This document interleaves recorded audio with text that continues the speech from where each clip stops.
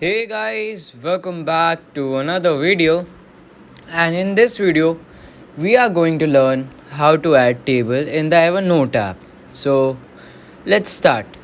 Now, first, what you have to do is just launch the Evernote app.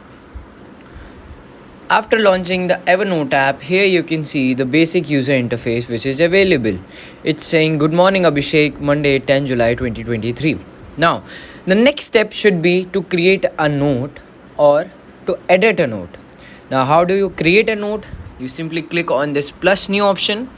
After clicking on this plus new option, you have to see which type of note you want to create. I want to create a normal note in which words are available. So I will click on this note. Okay, after clicking on this note, I will have a specific workbook area or note area where I can write things. So I want to write Abhishek is a good person. Boy.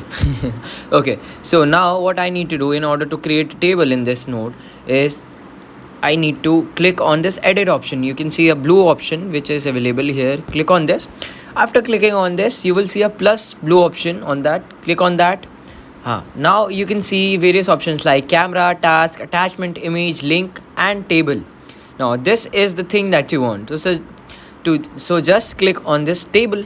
Now here your table has appeared. Now you can scroll it through and you can see the number of rows and columns here.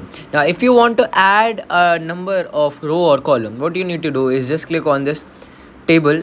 Here you can see there is 4 dots option. Click on that. After this plus option will appear for you. Click on that.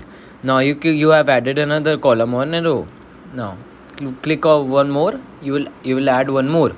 So this is how you create a table in the Evernote. I hope you can organize your notes like this. Thank you for watching. I will see you in the next one.